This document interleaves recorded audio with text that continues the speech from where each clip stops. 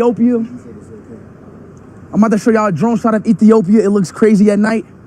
Like, go ahead, go to drone, go to drone, go to drone. ታዋቂው የዓለማችን ዩቲዩበርና የቀጥታ ስርጭት አቅራቢው አይሾስፒድ በዓለማችን አሉ ከሚባሉ የማህበራዊ ድረገጽ ተጽዕኖ ፈጣሪዎች መካከል በቀዳሚነት ይጠቀሳል። አሜሪካዊው አይሾስፒድ ወይም በትክክለኛ ስሙ ዳረን ዋትኪንሰን ጁኒየር በዩቲዩብ፣ በቲክቶክ፣ ኢንስታግራም፣ ኤክስን ጨምሮ በሌሎች የማህበራዊ ሚዲያ ገጾች ከ150 ሚሊዮን በላይ ተከታይ ያለው ሲሆን በተጽዕኖ ፈጣሪነትም ማህበራዊ ድረገጹን ለበጎ ከሚጠቀሙ ሰዎችም መሀል ይጠቀሳል። በፈረንጆቹ አቆጣጠር ጥር 21 2005 በኦሃዮ አሜሪካ የተወለደው ዳረን ዋትኪንሰን ጁኒየር የዩቲዩበር ስትሪመርና ራፐርም ጭምር ነው። በፈረንጆቹ በ2016 የዩቲዩብ ቻናሉን በማስመዝገብ ለመጀመሪያ ጊዜ የጨዋታ ይዘት ተንቀሳቃሽ ምስሎችን አጋርቷል። ዋትኪንሰን ትኩረት ማግኘት የጀመረው በ21 እንደ ፉከራና ቀረርቶ አይነት የሚመስል ጨዋታዊ ድምጾችን ጮክ ብሎ በማሰማት ነበረ። በ22ም ትኩረቱን ወደ እግር ኳስ ተዛማች ይዘቶች በማዞር የክርስቲያኖ ሮናልዶ ቀንደኛ ደጋፊ ሆነ። ይዘቱን በተጫዋቹ ድጋፍ ዙሪያ ያጠነጥን የነበረ ሲሆን ከዓመታት በኋላም ኮከቡ በአካል ለማግኘት ችሏል።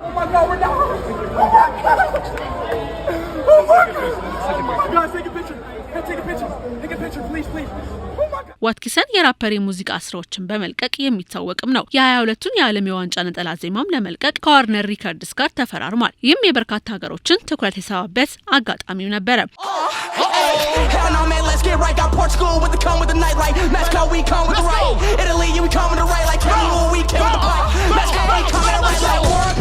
በተመሳሳይ በ22 በ12ኛው የማህበራዊ ድረገጽ ሽልማቶች ብሬክአውት ስትሪመር ኦፍ ዘ ይር ተብሎም ተመርጧል። በተደጋጋሚም በ24 እና በ25 ሽልማቶች ላይ የአመቱ ምርጥ ስትሪመር በሚልም አሸንፏል። አይሾስፒድ በሚያስተላልፏቸው ቪዲዮዎች ላይ የሚያነሳው ከፍተኛ የሆነ ጉልበት ወይም ኢነርጂ ከአስቂኝ ትዕይንቶቹ ጋር ተዳብሎ ትኩረትን ስቧል። አይሾስፒድ በቲክቶክ ላይ የሚለቃቸው የራሱ አጫጭር ቪዲዮዎችም በዓለም አቀፍ ደረጃ በአጭር ጊዜ ውስጥ በሚሊዮን የሚቆጠሩ ተከታዮችን ማፍራት የቻለ ሲሆን በአሁኑ ወቅትም ስፒድ ዳዝ አፍሪካ የተሰኘ አፍሪካዊ ጉዞ እያደረገም ይገኛል። ኢትዮጵያን ጨምሮ በርካታ የአፍሪካ ሀገራት የጎበኘ ሲሆን በኬንያ የነበረው ቆይታም በአንድ ቀን ውስጥ ብቻ ከ300 ሺህ በላይ አዳዲስ ተከታዮችን በማግኘት የዩቲዩብ ተከታዮችን ቁጥር 48 ሚሊዮን ማድረስ ችሏል። በዚህም የአፍሪካ ጉዞ ላይም 28 ቀናትን እንደሚቆይ ያስታወቀ ሲሆን ኢትዮጵያን ጨምሮ 8 ሀገሮችን ደቡብ አፍሪካ፣ አንጎላ፣ ቦትስዋና፣ ኤስቶኒ፣ ዛምቢያ፣ ሞዛምቢክ፣ ኬንያና ዚምባብዌም ጉብኝት አድርጓል። በዚህም የዓለም አቀፉ የኢንተርኔት ኮከብ ለማየት በሚሊዮን የሚቆጠሩ ተከታዮች አሁናዊ የአፍሪካን ገጽታ ምን እንደሚመስልም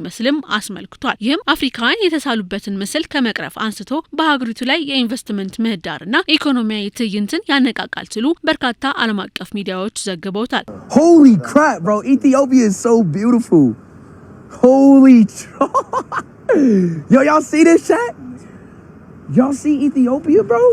በአዲስ አበባ ጉብኝቱን በርካታ ዩቲዩበሮች፣ ቲክቶከሮችና የማህበራዊ ሚዲያ ተጽዕኖ ፈጣሪዎች የተሳተፉበት ሲሆን በዓለም አቀፍ ደረጃ የሚታወቁ ዩቲዩበሮች፣ ቲክቶከሮች፣ ጋዜጠኞች፣ አርቲስቶች፣ የስፖርት ባለሙያዎችም የሀገራት መሪዎችና ቱሪስቶችም እይታቸውን አዲስ አበባ በማድረግ መዲናዋን ከመጎብኘታቸውን በላይ የኢትዮጵያ መልካም ገጽታ በዓለም አቀፍ ደረጃ የሚያስተዋውቅ እውነትም ነበረ። በሀገራችን መልካም ገጽታና በተደረገለት አቀባበል የተደነቀው ወጣቱ የማህበራዊ ድረገጽ ተጽዕኖ ፈጣሪ አይሾስፒድ በአዲስ አበባ በነበረው ጉብኝትም አይሾስፒድ በተሰኘው የዩቲዩብ ገጹ ላይ በቀጥታ ስርጭት ያስተላለፈ ሲሆን ከ230 ሺህ በላይ ሰዎችም የቀጥታ ስርጭቱን እየተከታተሉትም እንደነበር ተዘግቧል። በአፍሪካ ቆይታ ወቅትም በጎበኛቸው ሀገራት አዳዲስ የዩቲዩብ ሰብስክራይበር ደንበኞችን ማፍራት የቻለ ሲሆን በኢትዮጵያም በነበረው የጥቂት ሰዓታት የዩቲዩብ ቆይታ ግን እስካሁን ካፈራው የደንበኞች ቁጥር በመላቁ ሪከርድ ማስመዝገብ ችለናል። 46 billion. Billion?